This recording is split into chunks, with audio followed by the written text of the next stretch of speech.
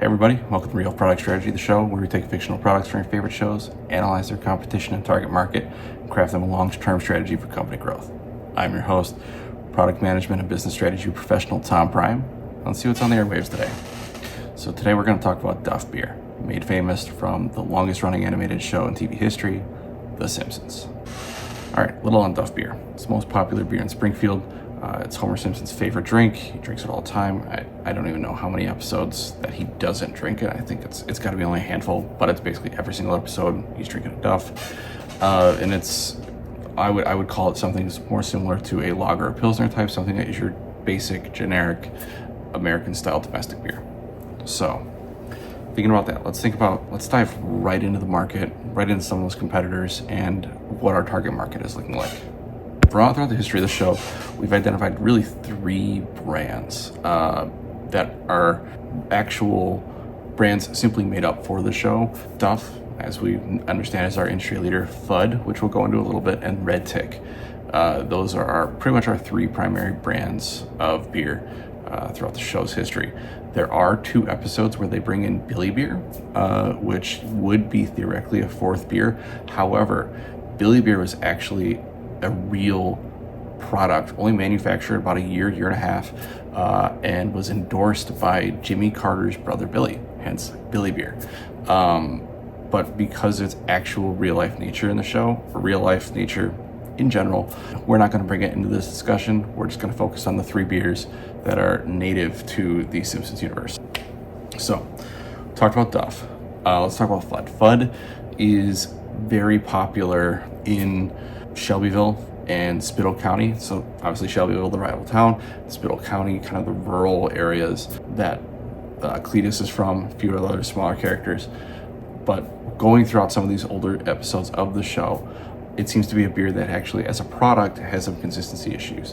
When it's first introduced, when Homer requests a Fudd at Moe's, Moe actually responds, I thought they took that off the market years ago because so many people went blind. Obviously, that screams this beer is an inconsistent product. Red Tick, going off into Red Tick, is in a similar situation. Except it's a smaller brewery that's only featured, I believe, only 1 episode because Homer wants to try something different. And Moe hands a bottle, and he's trying to figure out he likes it, but he can't put his finger on what the taste is like. And turns out what's going on with Red Tick is that they actually let dogs swim in the tanks. And in the cutaway, they said the brewer actually tastes the beer and says, I think it needs a little more dog.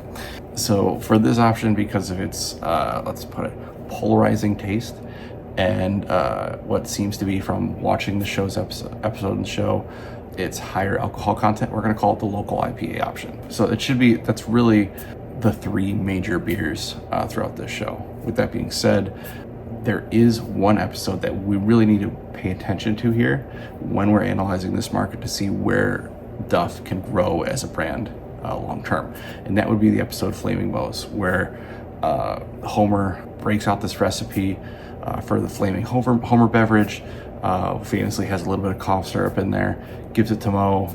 Moe tries it, loves it, serves it to a customer, calls it the Flaming Moe. Then the whole episode is about basically the rise and fall of the popularity of the Flaming Moe beverage. So let's go into some of the demographic information of our Simpsons universe. So we're going to focus on 2 major areas, Springfield and Shelbyville. Mainly they're the 2 primary towns that are featured in The Simpsons, and it gives us a better understanding of the overall market that we're going to try to expand our business into. So Springfield population in shows is estimated between 30,000 and 60,000, with some episodes suggesting as low as 5,000. And that seems like a huge variance, right? We should definitely look into that. We will. Trust me, we will. Shelbyville, however, a little smaller but a little more consistent with their population estimated between 40 and 50,000 people. So slightly smaller than Springfield, but more consistent population size. So going off that, very similar economic base. Obviously, Springfield's a little more blue collar, has a nuclear power plant, has a bunch of retail. Shelbyville is very similar as well. Primary employer, we're unsure who the primary employer is in Shelbyville, but we definitely know in the Simpsons universe, it is the Springfield nuclear power plant. So let's go into the education system, and this I believe explains our variance very well. So there's an episode in The Simpsons where they talk about Springfield University, right? And so, okay, that's one college. And we think about it, and that's exciting. But they actually introduce a second university, Springfield A&M, in that same episode as a rival to Springfield U.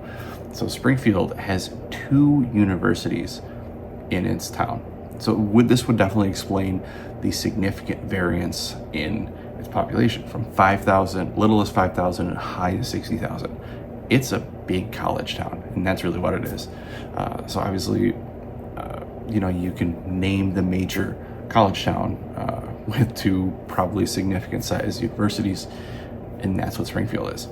Shelbyville, to understanding, doesn't have any universities, so which also explains its more consistent population size. And then going on to some of the economic breakdown, similar to what you'd see in a very seasonally driven college town, social makeup is traditionally lower middle class, and obviously a lot of that is because there's a significant amount of seasonality in economic output associated with the population of the town, and that definitely affects overall economic output here. And then Shelbyville, slightly little more upper middle class. Again, that also can tie into its direct consistent population. As a economic base, Shelbyville has a consistent demand, leading to more stable long-term output. And then we can kind of go into some of those cultural traits. Obviously, Springfield, a little more quirky, a little more dysfunctional, very satirical of small town America. But then Shelbyville, a little more snobbish, a little more smug, a little more competitive. So let's go into a quick, very high level SWOT analysis of our 3 beers to understand where they're at, where they can go, and really kind of help craft our strategy based on our understanding of the competition in the market and understanding of the population and the people we're serving, right? So Duff, their major strengths are the market leader in Springfield, which being a market leader in a college town is very good, especially because a lot of these students they'll party in that town, but they go back to their hometowns, right? So that brand spreads very well. But also, as we've seen Duff in every single episode, with it being the preferred beverage of Homer and a lot of those other main characters, there's obviously consistency there. So consistency is a significant feature of this product, and it is a strong point here long term. And then also, because it's consistency, it's readily available. And then also based on the economic makeup of Springfield, we're going to assume that it comes out a little lower the price point. So because it's readily available, slightly lower price point, we're going to say it's attributing to some low end disruption. Basically covers a lot of those major use cases with the standard intro domestic beer. So some of those other weaknesses there is, it's mass produced. It's a mass produced lager style, Pilsner style beer, but it's also dominant in one geographic area that we know of, right? It obviously could go beyond that, but for our focus of this episode, it is dominant in Springfield when compared to Spittle County and Shelbyville. Right, so going off that, opportunities for growth. Obviously, the biggest opportunities here are geographic expansion into the other towns, but then also there's maybe a few other things they can do as a market leader and as the largest producer in terms of volume and scale of alcoholic products within the Simpsons universe. If they were to introduce new types of products, they could scale it and distribute it the best out of anybody else. So that's definitely something to consider here as well. And then obviously some threats, expansion and rise of other beers and changing tastes are always a concern from smaller local players. All right, let's go into FUD. So FUD strength, it's very popular in Shelbyville and Spittle County. And because it's preferred in Shelbyville, we're gonna say it's maybe a slightly more scale, so maybe a slightly higher price point. It's preferred by the snobbier people. So we're gonna assume that FUD beer is the snobby alternative. It's a slightly more expensive, similar style beer. But however, concern here is consistency. We've heard things in The Simpsons about, made all those people go blind. That is concern, but it's also a unique opportunity. So being a superior brand allows for easier upscale of secondary branding and smaller batch releases. So think of how Sam Adams is. I'm not saying Fudd and Sam Adams are similar, but in this example, Sam Adams, they offer your standard style lager, right? And so, but what else do they have, right? They also have Oktoberfest. They have a winter ale. I believe they have a pumpkin ale. I don't know if that's officially, I think that's officially different than the Oktoberfest or the others. So yeah, so pumpkin, they have winter, they probably have a summer shandy, they probably have a spring ale, Oktoberfest, you name it. They have different varieties that are seasonal varieties, right? And these seasonal varieties, they could, in theory, slightly change the flavor profile of these beers every single year, right? Because they're a limited release, they can have a little variance in that flavor. There's not a consistent, this must be this flavor every single time, right? It offers a unique advantage here. And also that seasonality, supply and demand, right? If you want this given beer, you have to buy it within this time frame or else you don't get it. So it is offering that seasonality because of the inconsistency, wherever that inconsistency might drive from, could be a significant advantage for the scaling of Fudd's products, which is really exciting. Going off of that, some of those threats that would come from against Fudd would obviously be the low end disruption. All right, let's talk about our final one, Red Tick. So Red Tick, as a microbrewery, keep being yourself. Don't change. So there's market share in obscurity.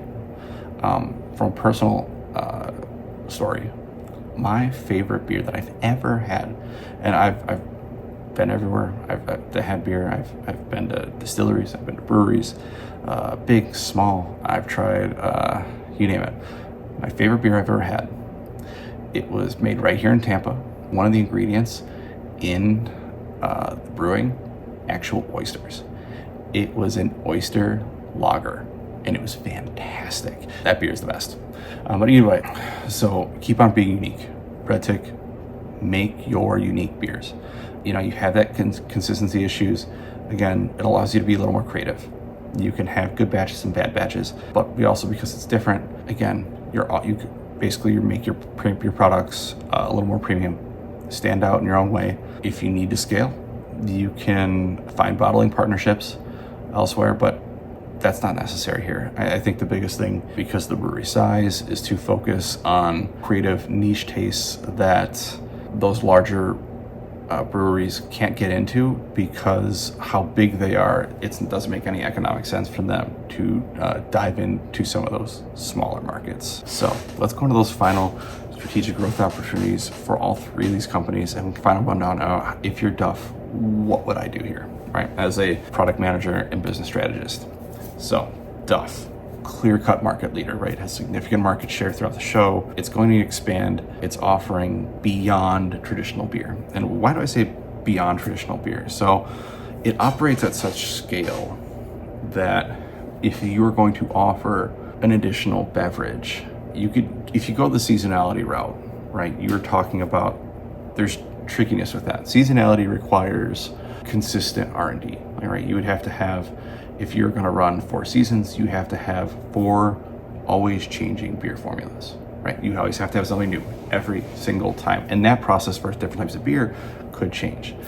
So because of Duff's size, seasonality really isn't a strong play here, right? But again, it has strong offerings. So how does Duff expand their business beyond beer, right? So let's think of the Flaming Bow.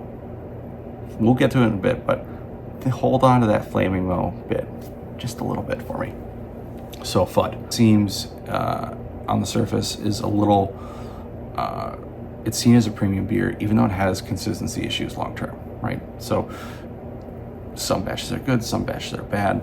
So because of that, if Fudd was to expand, if Fudd went into that seasonal beverage, again, playing into that inconsistency that it currently has, it could, one, demand a higher price point, increasing your margins long term, and especially with those seasonal offerings, but also it could allow for additional expansion, right? Someone in Springfield might say, ooh, that Fudd Oktoberfest seems really good. I've never had that before. Let me try that. And then they like Fudd, right? And then they say, oh, Fudd Winter Ale just came out. Let me try that one. Ooh, I like that. And then they go and say, you know what? Those two beers must be good. Let me try regular Fudd. Now, see, using that seasonality and that little slight hooks every single time, you're capturing your customer in that journey, and you're buying loyalty through that creativity, which is really exciting. And Fudd should really, understanding its consistency issues, dive into that seasonality, because it allows you to be a little more consistent with your brews, but also it allows for a higher price point offering, playing into the snobbiness of their preferred customers. And it kind of opens the door, if this beer is ever introduced into Springfield, possibly pull some of those customers away. And finally, let's talk about the Flaming Moe. So the Flaming Moe, obviously Professor Fink has the formula for the Flaming Moe, has a lab, can find better formulations of it, can narrow down the formula, make it really specific, right? But he doesn't necessarily have the capital. So there are a couple options here for Professor Fink with this formula to really make it something special, and maybe use some of that revenue to fund some of his other endeavors here. So number one, we know if Professor Fink was to build it, to perfect the formula from what it was, and to a better reformulation, that outright building a canning and bottling facility and a factory is expensive. So it might be out of the question. So it would be doable if getting some outside investment. Now, this is where I think Duff and Flaming Moe would have their best outcome for long-term growth. So we understand that Duff wants to grow, and they want to maybe not go directly at create a more upscale product or create a lower scale product. They want to kind of expand the overall net that they have, right? So by going to Professor Fink and creating a partnership, just saying like, hey, you have this unique formula, we want to help you produce it, right? So come up with some kind of partnership agreement where over maybe X amount of years, Duff builds and provides facilities to manufacture, bottle, and grow the canned Flaming Moe brand and sell it. And after a certain amount of time period, basically give Professor Fink options to buy out, basically give either side the option to buy each other out based on the results of the partnership. But either way, the benefits of this, it would lower the overall research efforts that Duff would have to do towards making a new flavor. Obviously they have something, they know the flavor is good, they know it's popular, but they know they don't have that reach. And so by Duff offering those resources and pulling some of those benefits back and basically reaping some of those rewards for offering that up, essentially a partnership between Duff to start canning the Flaming Moe and selling it in a popular college town and beyond Springfield, essentially gives, imagine if Budweiser created the White Claw, like the exact White Claw, owned the White Claw brand and launched it. Now, what kind of benefit, what kind of growth would Budweiser would have had in that situation? Pretty electric, right? I don't know the exact numbers of White Claw's growth in its earlier years, but it skyrocketed because it created a whole new category of beverage. And Duff, if they approach the canned Flaming Moe product right, they can also create a whole new product category here, which opens a whole new level of growth without any kind of potential cannibalization of its other products. So going off of that, what would you do? Me personally, again, if I'm Duff Brewing, reach out to Professor Fink, get the recipe for Flaming Moe, whether it's through a partnership or straight out just buying it, and then build the product line, launch it at scale, and create a whole new product category that would essentially put you in the stratosphere by comparison to any other brewery in this Simpsons universe. Anyways, I'm Tom Prime. Thanks for listening. Keep in touch, subscribe. Can't wait to watch the next one when we take a look at Aviato from Silicon Valley.